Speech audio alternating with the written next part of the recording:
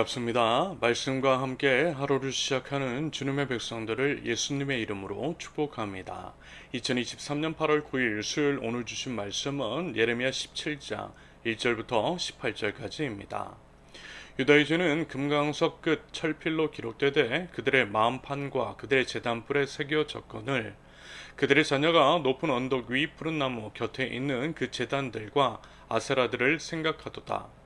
들에 있는 나의 산하 내 온 영토의 죄로 말미암아 내가 내 재산과 내 모든 보물과 산당들로 노력을 당하게 하리니 내가 내게 준 내 기업에서 내 손을 뗄 것이며 또 내가 너로 하여금 너희 알지 못하는 땅에서 내 원수를 섬기게 하리니 이는 너희가 내 노를 맹렬하게 하여 영원히 타는 불을 일으켰음이라. 여호와께서 이와 같이 말씀하시니라.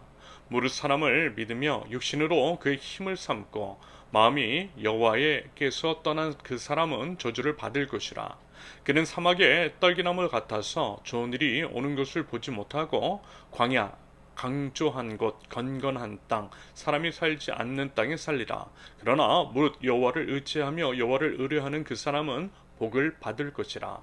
그는 물가에 심어진 나무가 그 뿌리를 강변에 뻗치고 덜가 올지라도 두려워하지 아니하며 그 잎이 청정하며 가무는 해에도 걱정이 없고 결실이 그치지 아니함 같으니라. 만물보다 거짓되고 심히 부패한 것은 마음이라.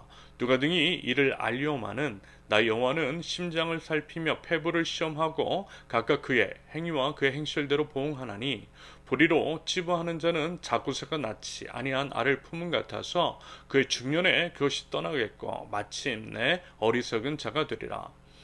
영화로우신 보좌여 시작부터 높이 계시며 우리의 성소이시며 이스라엘의 소망이신 여호와여 무릇 주를 버리는 자는 다 수치를 당할 것이라. 무릇 여호와를 떠나는 자는 흙에 기록이 되오리니 이는 생수의 근원이신 여호와를 버림이니이다. 여호와여 주는 나의 찬송이시오니 나를 고치소서. 그리하시면 내가 낫겠나이다. 나를 구원하소서. 그리하시면 내가 구원을 얻으리이다.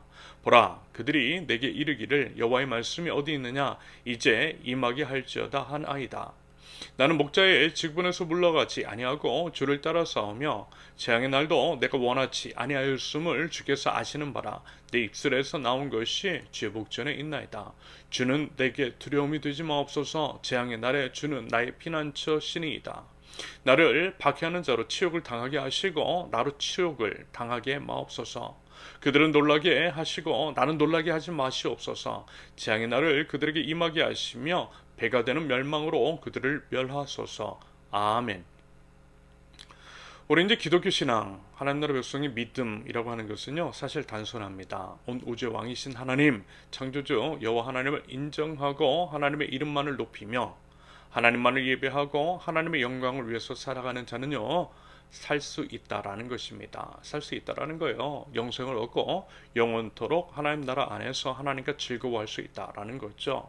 반면에 그렇지 않은 자, 하나님을 배반하고 하나님을 왕으로 모시지 않는 자는 영원한 형벌을 받게 된다라는 것입니다. 제가 이제 이 말을 하는 것을 별로 좋아하지는 않는데요. 아주 단순하게 표현하면 딱 이 말씀 이대로입니다. 예수 천국 불신 지옥. 솔직히 이 표현 그대로가 맞아요. 다만 여기서 이제 믿음이라고 하는 것, 그리고 이제 그 안에 담긴 의미는 훨씬 심도 있더라는 것. 단순하게 입술로만 믿는다라고 해서 그것이 믿음은 아닌 것이며, 예수 천국 불신 지옥이라고 하는 식으로는 우리 기독교 신앙 하나님 나라 복음을 온전히 담아낼 수는 없다라는 거죠. 게다가 이런 식의 말씀을 전하는 분들의 태도가 조금은 아쉬웠던 점도 있더라는 것을 여러분 우리는 모두 기억하고 있을 겁니다. 아무튼 이제 그럼에도 하나님을 왕으로 모시는 자와 그렇지 않은 자는 분명 다른 결말을 맞이하게 된다는 것, 이 부분은요 명확합니다. 그리고 믿음과 불신 사이에 중간은 없어요. 믿음 아니면 불신 두 가지밖에 없고요. 절대 타협할 수 있는 부분이 아님을 또한 여러분 꼭 기억하시고요. 믿음을 단단히 붙드실 수 있기를 바랍니다. 먼저 이제 1절부터 4절까지는 유다가 이제 저지른 죄가 얼마나 뿌리가 깊고 심각한지에 대한 고발입니다. 금강석 끝 철필로 그 죄가 기록되었다라고 하는 말씀은요, 결코 지워지지 않는 죄악이라고 하는 상징적인 의미인 거죠. 용서받기 힘든 죄라는 것입니다. 그런데 그것들이 더욱더 문제가 되는 것은 2절에서 그들의 자녀를 언급한 것처럼 되도록 이제 그 죄악들이 미래 세대에까지 이어지고 있다라는 것입니다. 그래서 미래마저도 아무런 희망을 박탈당한 안타까운 상황이라는 것입니다. 여기서 한 가지 기억해야 할 것. 생각보다 아닌 생각 이상으로 여러분 가정교육이 중요하다라는 것입니다. 앞선 자들, 부모의 역할이 상당히 중요하다라는 거예요. 구원은요, 가족 단위라는 말씀을 드렸죠. 하나님의 구원은 가족 단위입니다. 하나님은 노아 한 사람을 통해서 노아의 가족 모두를 구원하셨습니다. 의는 그 당시 노아 한 사람뿐이었는데 구원은 그의 가족 모두가 얻었다라는 거예요. 하나님의 뜻, 하나님의 구원 계획이 이렇다는 말씀입니다. 사도행전 16장 31절 이르되 주 예수를 믿으라 그리하면 너와 내 집이 구원을 받으리라 하고, 그리고 이제 꼭 그런 것은 아니지만 부모의 믿음이 자녀에게 전수가 되어 부모가 우상 숭배자이면 자녀가 우상 숭배자가 될 가능성이 높습니다. 그러므로 드리고 싶은 말씀, 앞선 세대로서 부모로서 그 영향을 받을 다음 세대, 우리 이제 자녀들을 위해서라도 바른 신앙인의 본을 보이고 바른 믿음의 길을 걸어갈 줄 아는 저 여러분들이 있을 수 있기를 바랍니다.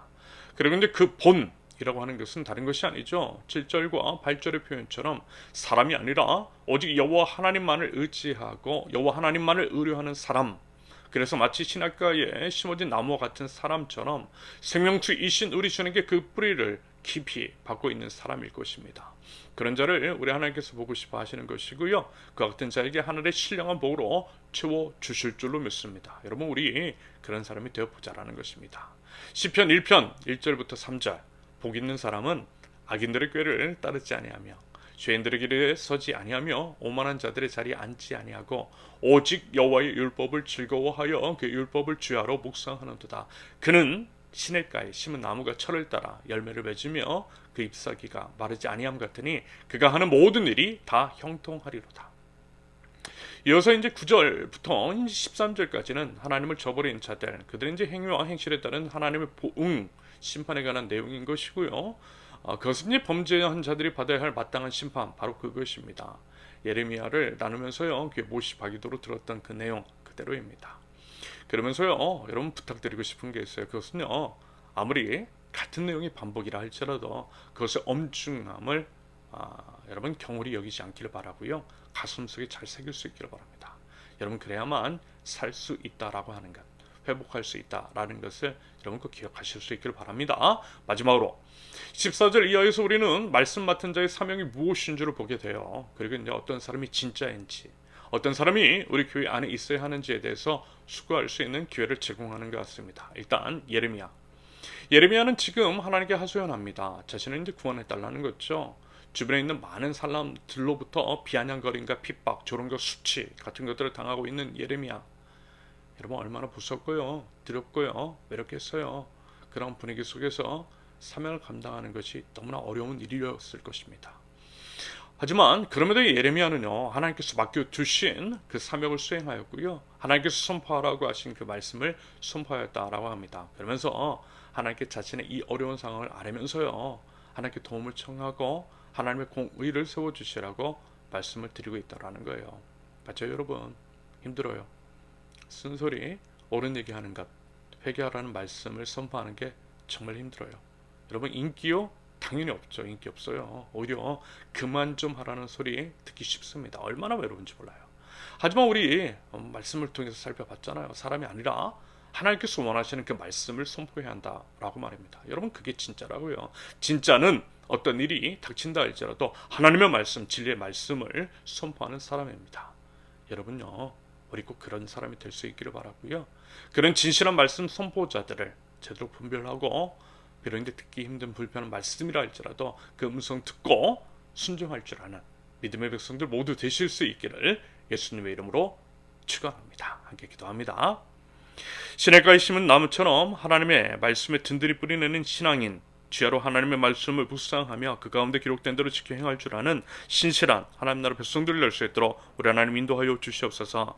하나님, 저희들 사람이 아니라 하나님께 시선을 맞추게 하시며 사람이 아니라 하나님을 기쁘게 하는 자가 되고, 설령 어려움이 닥친다 할지라도 하나님의 말씀을 온전히 대언하고 또 바른 말씀을 선포하는 자를 분별하고 또 따를 줄 아는 믿음, 듣는 귀와 보는 눈을 허락하여 주시옵소서. 예수님의 이름으로 기도합니다.